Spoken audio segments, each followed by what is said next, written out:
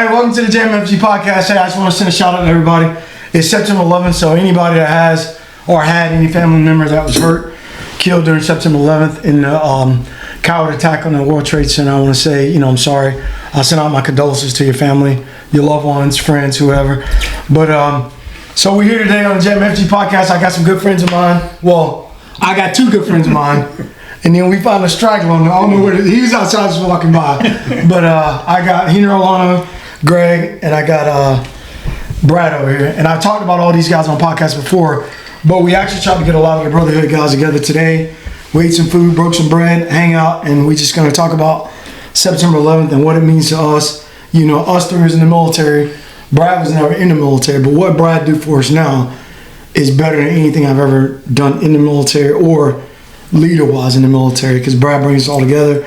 So today we're just going to talk about, September 11th, what that day means to us and what we were doing, because I remember exactly what I was doing. I know what I was doing. Dude, look at what were you doing? Let's go. No, I'm saying. Ain't nothing romantic about it, but there's nothing romantic. How about you? Any of this. But I do. I went by my cobbler. I had a pair of boots of mine that were being resold, and I went to my cobbler and went in, and he had an old black and white TV up in fact his wife was my high school teacher in English, and Ms. Washington, and his name was Mr. Washington to me.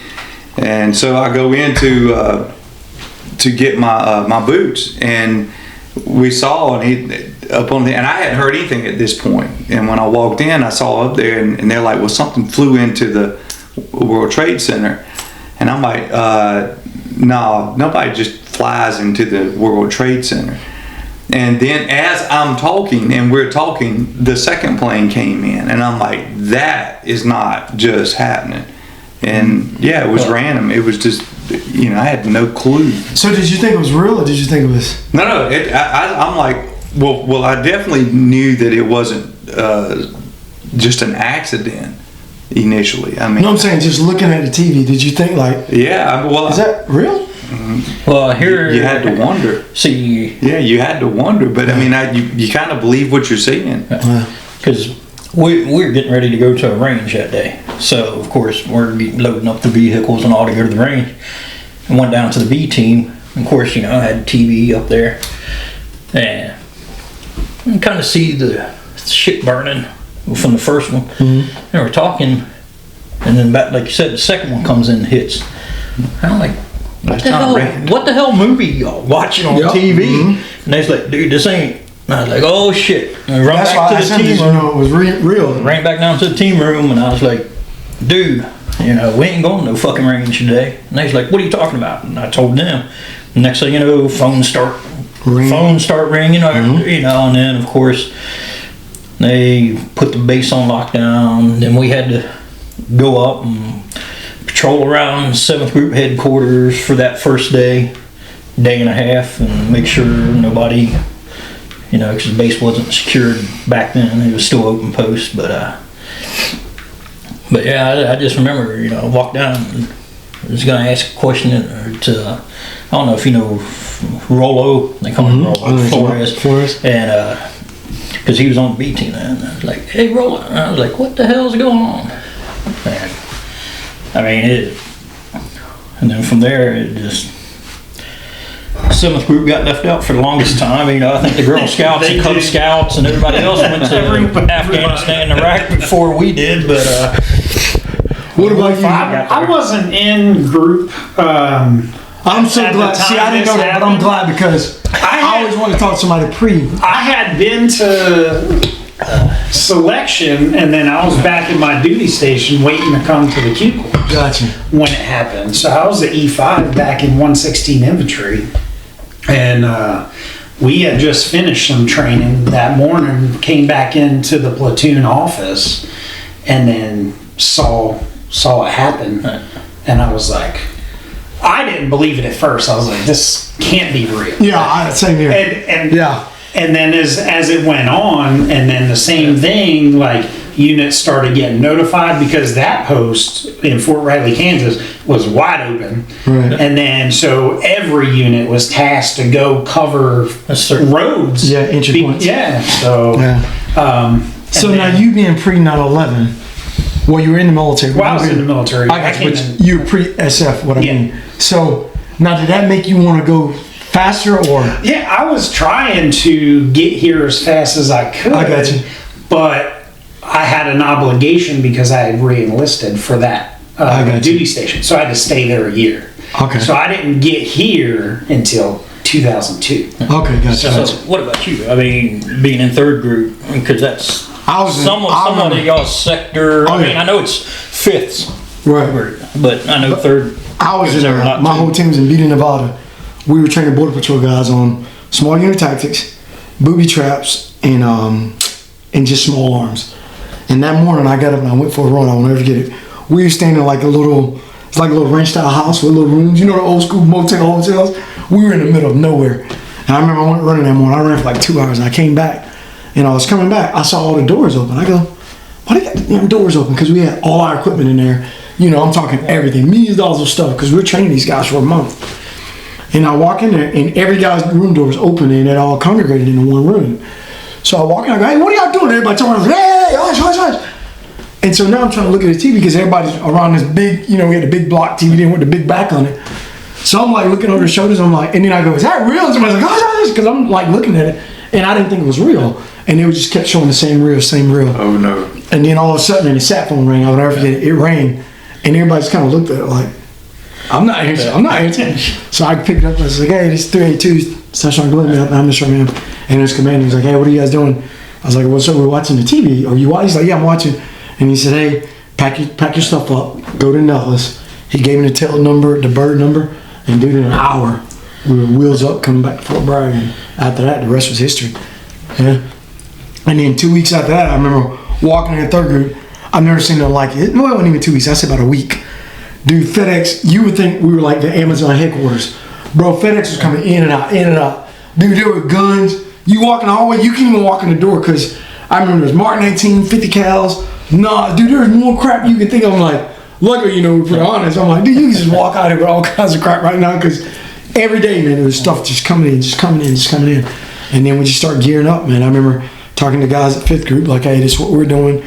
This is what third group's doing. And, you know, the commander's day was going to DC to get all the, you know, in the head shit and start working on where we're going, where we're going to be staging out of, where's the fobs going to be.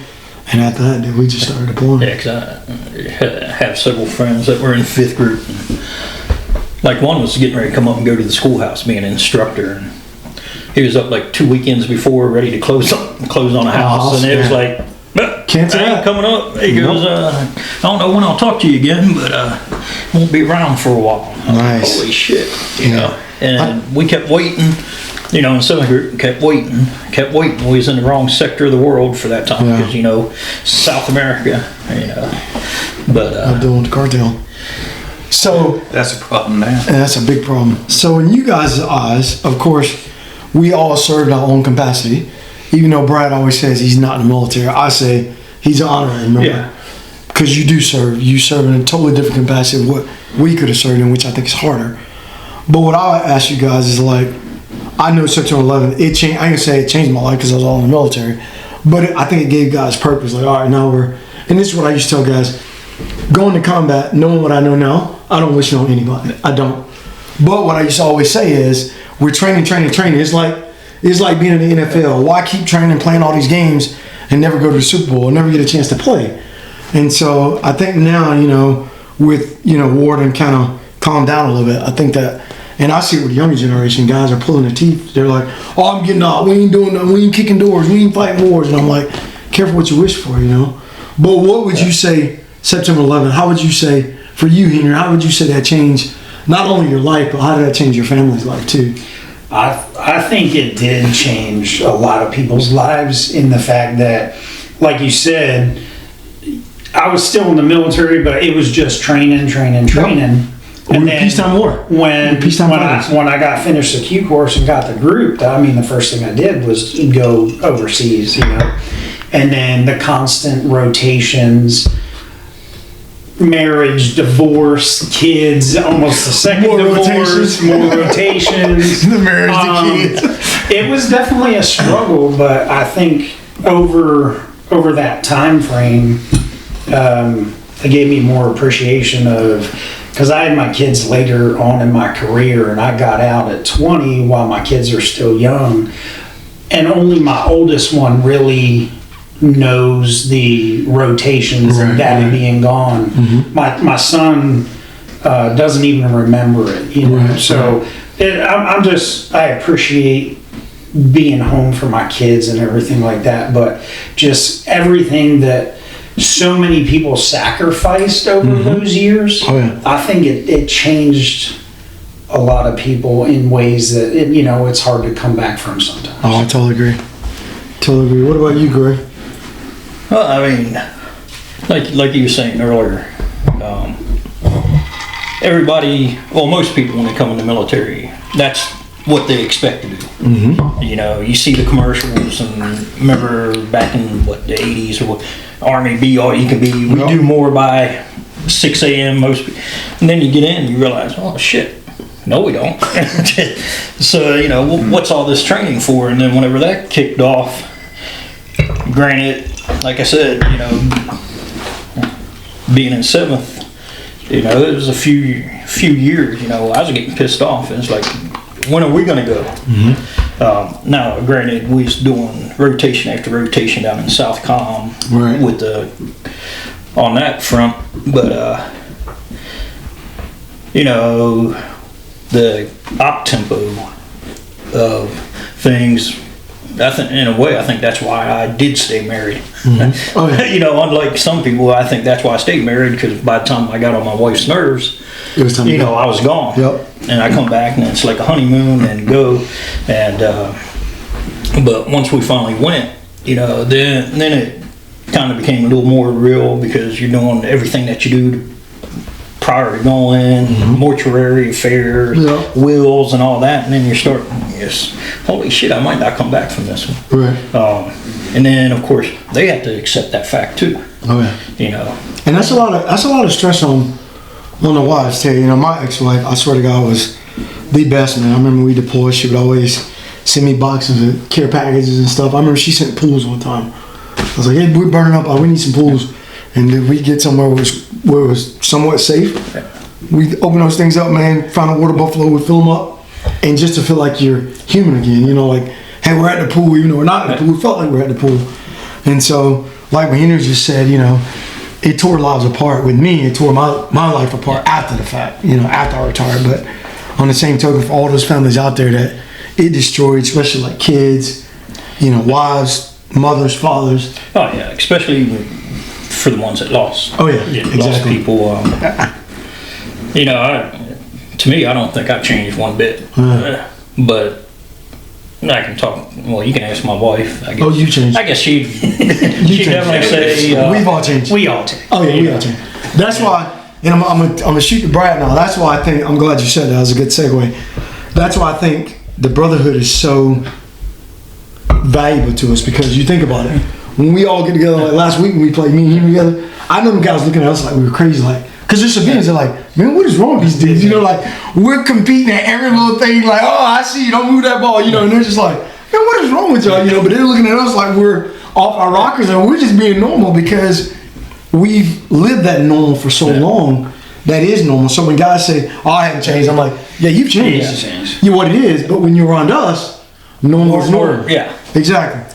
But what I want to ask you, Brad, though, is from your perspective as a civilian, us in the military, like Greg just said, we knew when we joined the military what we were joining the military for. Like, this is what we want to do. I want to get in the big dance. I want to get in the show. But for you back here, back home, what did you see? Like, how did you see everyday Americans change? Like, or your life in general, how did it change?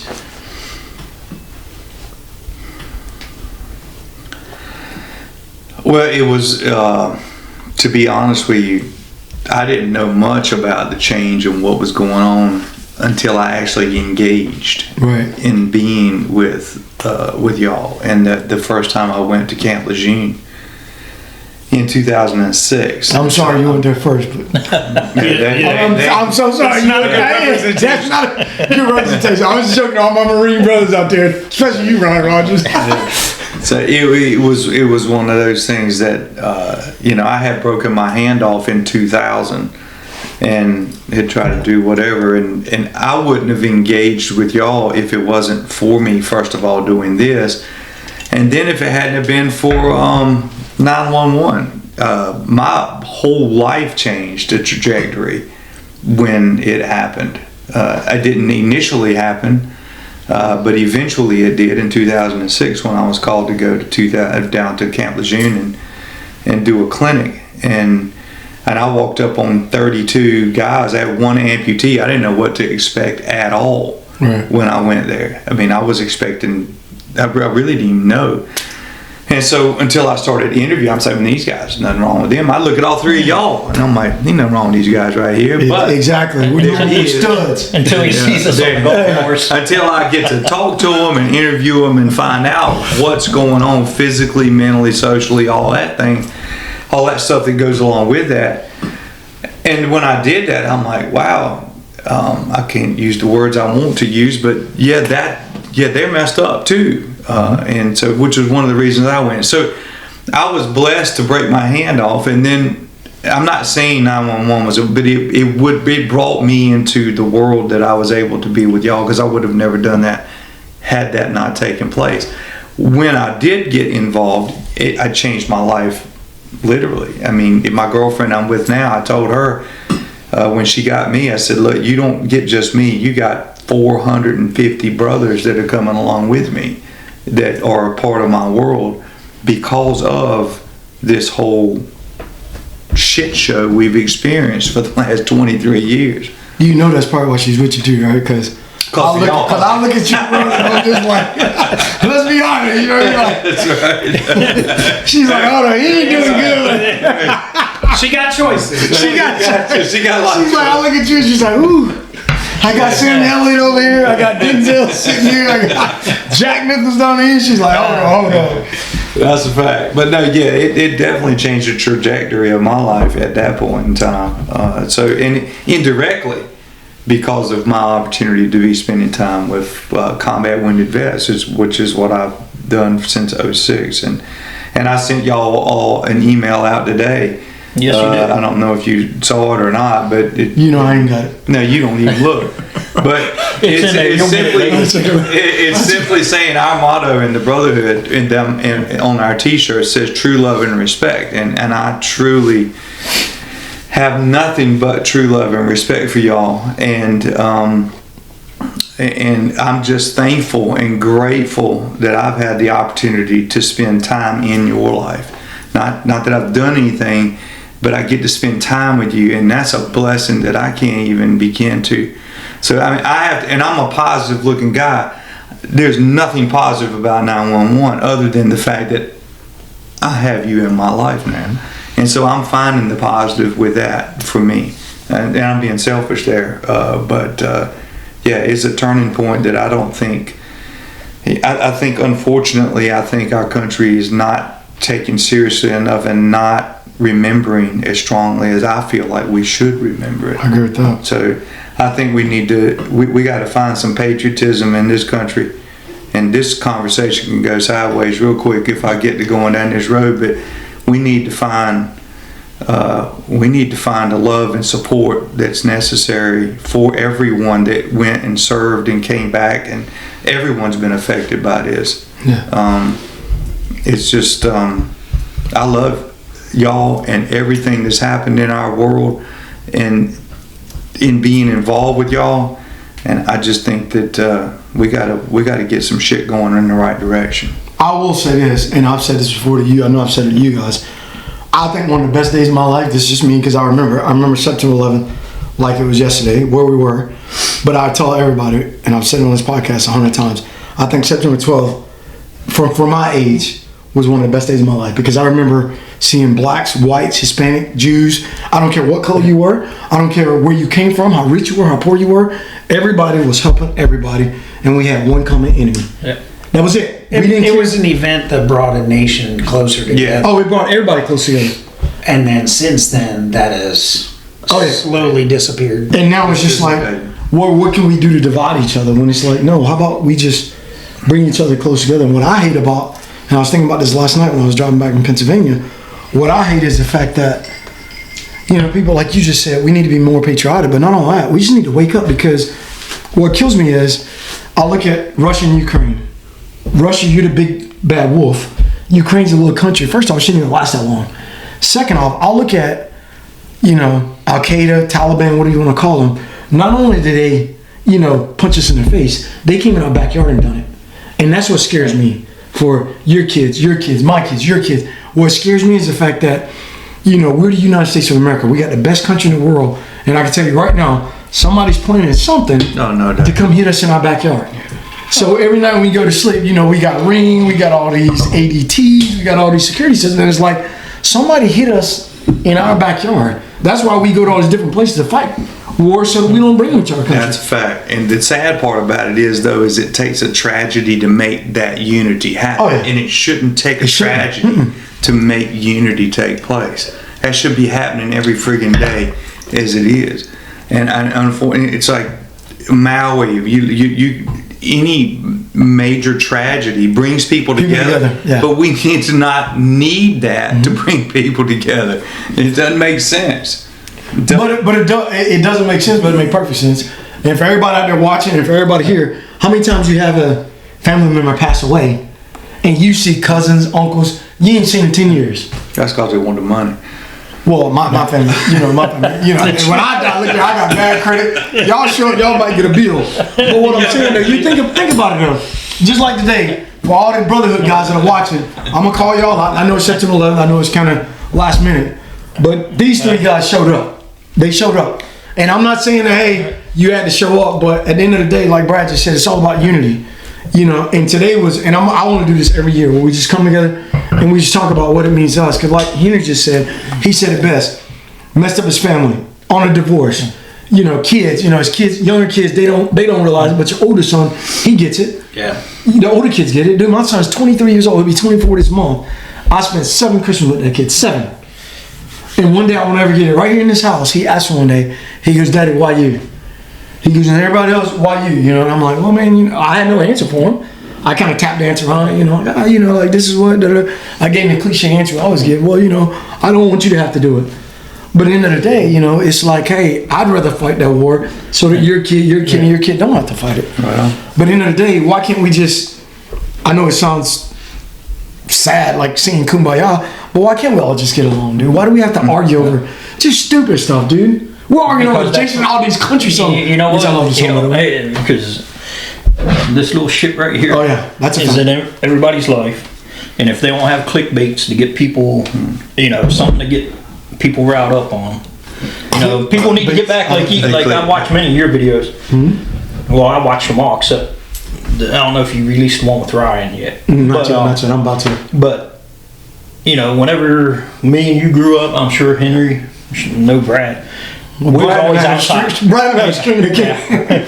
But, we're outside doing something, or interacting with kids. Yeah. Nowadays, everybody's either on a computer or a phone. You can see kids sitting next to each other. Mm-hmm. Instead of talking like this, they'll sit there and text right next to you. Just,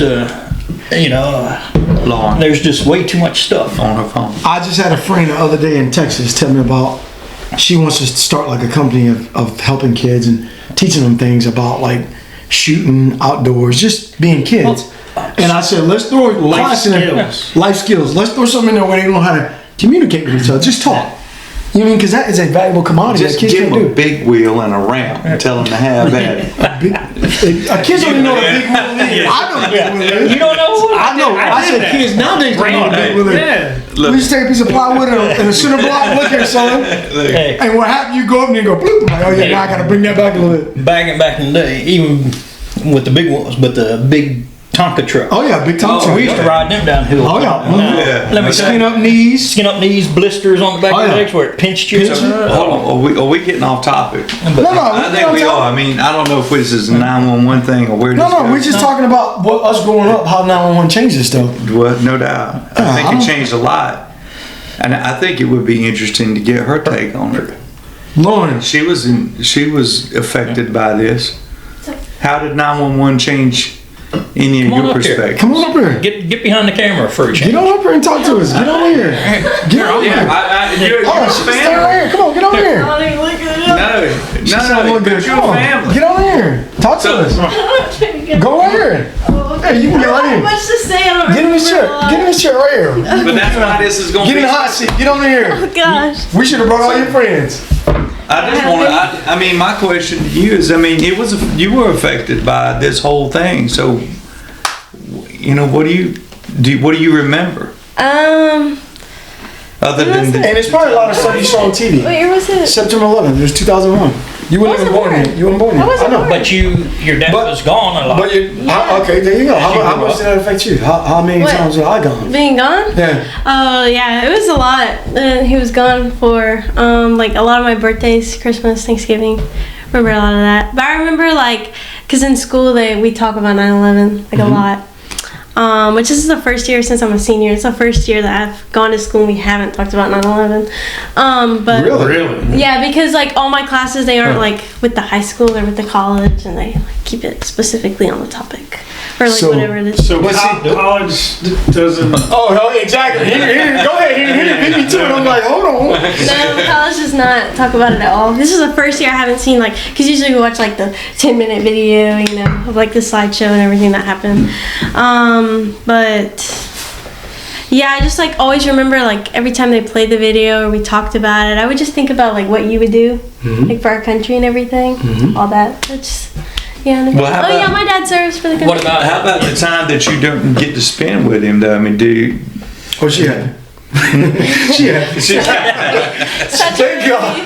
Nothing for me. She's like, yeah, he's gone now, but I'm gonna make him pay. I know. I got a list of what I want now. I know he made that fat money on TV. Well, So, not you really made on that big TV. money on TV what? Now, what you just brought up is funny, because not funny, but Yeah, it's sad. she say birthdays, you say sad. Do you remember the time? Yes, the Go ahead. video. What video? Tell It's me a what's video. on. Oh my gosh, that's the only time I ever remember like something, because I know that you did stuff for my birthday, but that's like the only thing I vividly remember. I don't remember what grade. I think I was in 3rd grade, and my teacher, she used to always excuse me. I got to write you emails from like her iPad all the time. I'd just be She like, would. I miss my dad, and I would just get to be excused from class.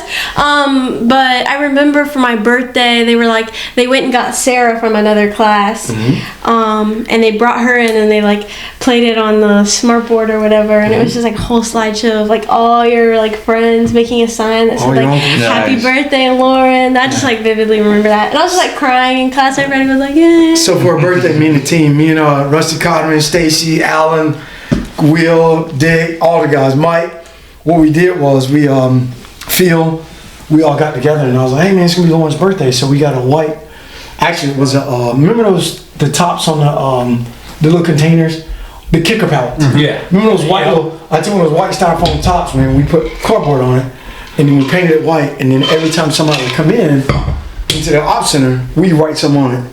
And then Stacy started doing the Echo, and DeMarne and Rusty, those guys started filming, and Chris Jones too. They started filming, and before we know it, man, it would always be something. They just go in there and start writing something, and then we start singing and just cutting up.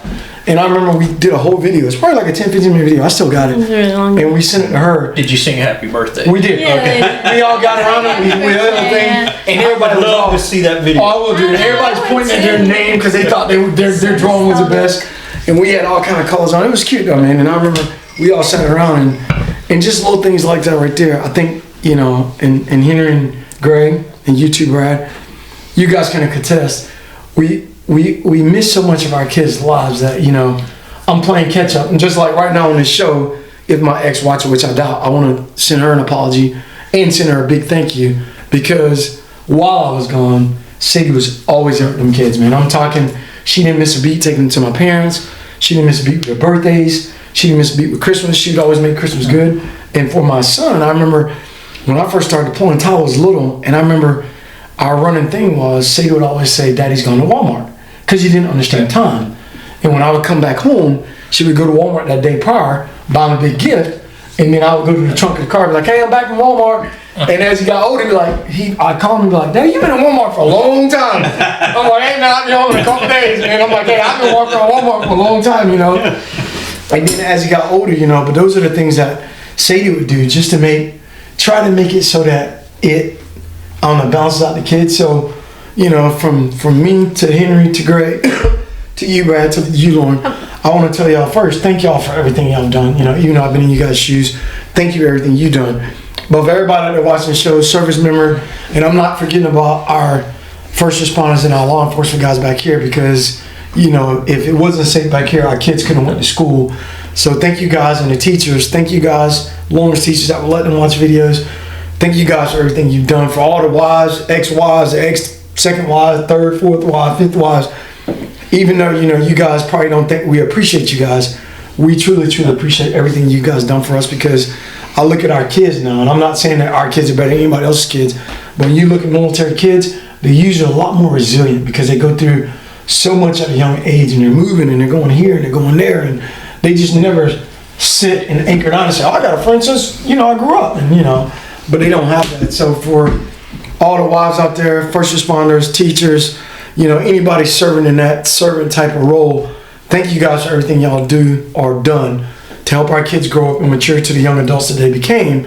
Because I'm pretty sure me, Henry, and Greg, and Brad, we're still kids, as you can see. We're still. I don't want to grow up. I'm still trying to grow. Look at Henry. I ain't gonna grow up. You can't be Henry so big and say, I'll fight you. I ain't growing up. The mind says we're still young. The body on the other hand body hurts. is hurting. Well, that being said, I think it's important that Lauren came up and had a perspective that we didn't have in that room as a child. And, we've got 20 families, 23 families going down to Pawleys Island this weekend just to give them an opportunity to get together. And we got, 30, 40 kids coming down there to have the opportunity to be together with like scenarios or people that are have gone through similar scenarios and situations. And I don't think that the normal civilian population really gets, and you can't because you haven't experienced it, nor have I, the reality of what deployments on a multiple basis. And this is one thing that made this war and this whole situation different. Is a 20-year war. So guys in the past would do maybe 1-2 deployments. These guys, and I'm sure all of these three have done in excess of 6, 7, 8, 9. I even know guys have done 10, 11, and 12 deployments, which is crazy. And what that does over time, the wear over the family, over themselves. So 911 was definitely a life-changing, country-changing, world-changing event. And hopefully we just get smarter from it and not stupider from it. And that's all I got to say. Is stupider a word? It is today. I get it. I know we get it. We understand. We understand. That's Granville County. Granville County right here. Oxford, North Carolina, baby. Stupider. Not Jupiter. Stupider. No, I think we've all used that several times. Yeah, we use that a few times. I use it all the time, brother, because it's hard to get stupider. Well, that's a big word for me. So. That's a fact. Well, hey, no further ado. Henry, you got anything else you want to say, brother? No, I think I'm good. Look at Henry like, oh, Henry's like I'm hungry, I'm ready to eat. I'm gonna stop before we go down a rabbit hole. You know what I mean? That rabbit hole ain't far away. Yeah. What about it's you, pretty close. I just want to say thankful for Brad for all he's done for us. Even though he says it's not a lot, it really is, because it brings us together, gives us a place to escape. Glad I got to meet you. Yes, sir. Henry and all the other brotherhood. We always have a great time. Yep. And that's what the world needs to be, is whenever we come together, if the world could ever get on that same page, we'd be a hell of a lot better off. Oh yeah, be strong. What about you, Brad? You got anything? I'm good, man. Lauren? You got anything you want to say?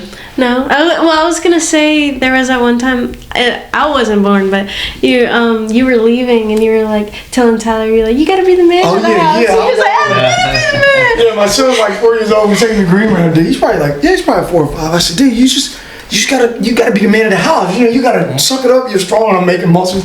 He looked at me and said, I don't want to be the man of the house. He went and stomped at me. And I'm like, well, damn, I don't know. Well, you gotta be something in the house. Be the dog in the house. Be something. He's like, I don't want to be the man of the house. But yeah. One more. Go ahead. I'm glad you came up here because now people know who really puts this JMFG together. Yeah. And on. Who keeps this whole thing working?